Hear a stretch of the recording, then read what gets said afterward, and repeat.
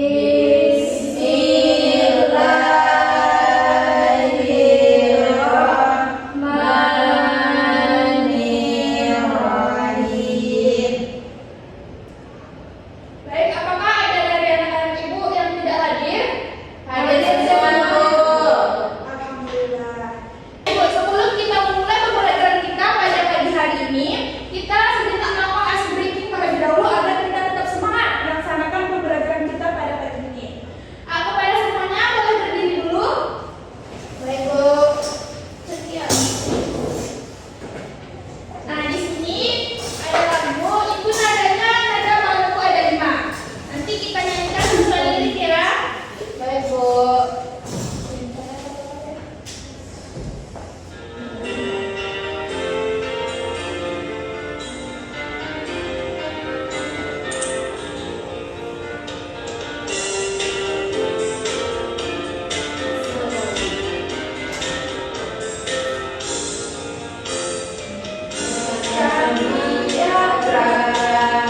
Kuning-kuning bentuknya, batang garis lingkaran, ada juga piktogram.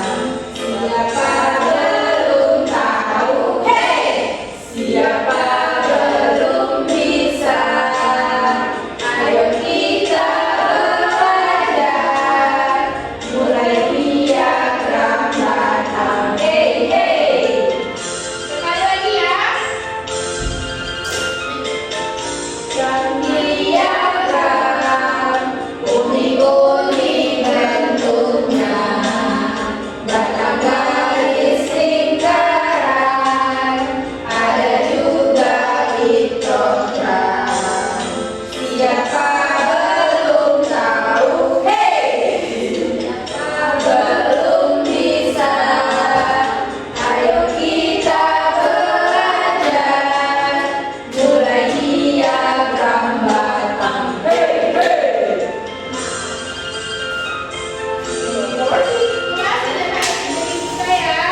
Ya, Bu. Selanjutnya kita masuk ke pembelajaran kita pada pagi hari ini. Nah, pembelajaran kita pada pagi hari ini yaitu tentang diagram. Apakah anak ibu pernah mendengar kata diagram sebelumnya? Belum. Pernah, Bu, barusan. Oh, barusan ya. Berarti belum tahu ya apa itu diagram itu? Belum. Nah, di sini diagram itu adalah bentuk penyajian data dalam gambar atau grafik, di mana diagram ini mempermudahkan kita dalam mengelola suatu data. Itulah pengertian diagram. Nah, selanjutnya itu tentang jenis-jenis diagram. Itu ada 2 yang namanya jenis diagram. Yang pertama diagram batang dan diagram piktogram. Itu yang kita bahas pada pagi hari ini ya. Kalau jenis-jenis diagram itu banyak, nggak cuma diagram batang sama diagram piktogram. Nah, setelah mengetahui pengertian diagram, kita akan masuk ke diagram batang. Siapa yang bisa membaca pengertian diagram batang? Kepada Latifah, dipersilakan. Diagram batang adalah penyajian data menggunakan batang atau balok, tegak atau mendatar.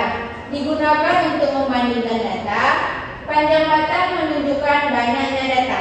Nah, benar sekali. Maksudnya di sini yaitu diagram batang ini menggunakan batang atau balok yang berbentuk tegak atau mendatar. Di mana ini contoh dari diagram batang. Ini yang dinamakan batang sama balok atau balok. Ini kan berbentuk batang dia tuh, mendatar dia tuh tegak. Ya, Bu. Nah, jadi anak-anak ibu apakah sudah paham apa itu diagram batang?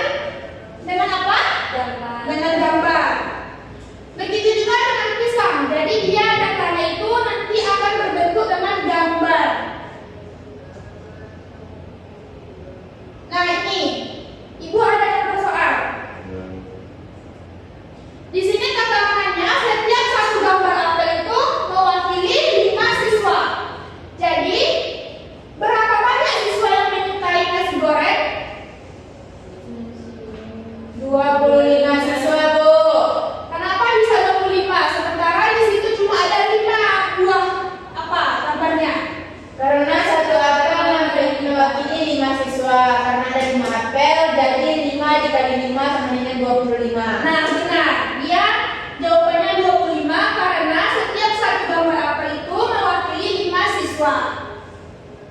Nah, selain itu pertanyaan kedua, di antara keempat makanan tersebut, makanan yang banyak peminatnya itu makanan apa? Nasi goreng. Karena Lebih banyak siswa yang menyukainya. benar, karena di dalam data atau di angka ini jumlah siswa yang menyukai nasi goreng itu ada 5 buah, sementara 5 buah apel ya. Sementara yang lain cuma 3, 4, dan 2. Berarti yang banyak peminatnya itu nasi goreng. Nah, setelah mengetahui diagram piktogram, apakah ada yang mau ditanyakan? Tidak, Bu. Berarti udah paham ya dengan diagram piktogram. Sudah. Selanjutnya kita masuk di perbedaan antara diagram batang dan diagram piktogram. Di mana tadi pengertiannya sudah Ibu jelaskan, anak-anak belum paham. Selanjutnya kita masuk ke perbedaannya. Di mana dalam aspek penyajian diagram batang itu berbentuk batang atau balok, sementara diagram piktogram gambar atau simbol. Seperti tadi contohnya nasi goreng disimbolkan sebagai gambar apa? Apel. Apel.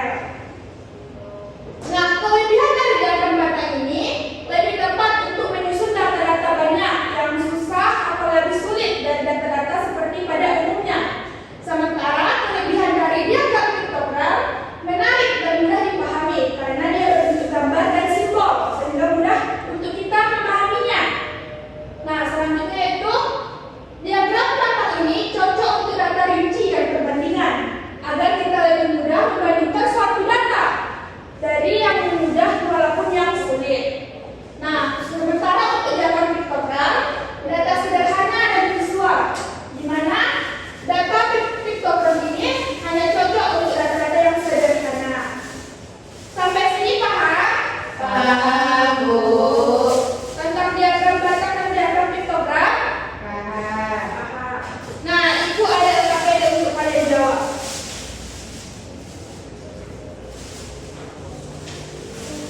Ibu bagi menjadi 2 kelompok aja ya. Baik, Bu.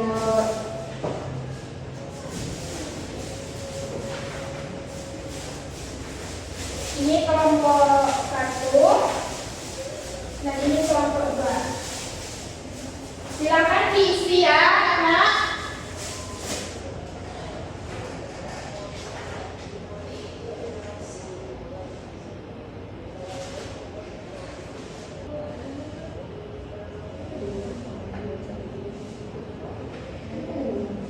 Bagaimana? Apakah ada kesulitan atau kendala dalam mengerjakannya?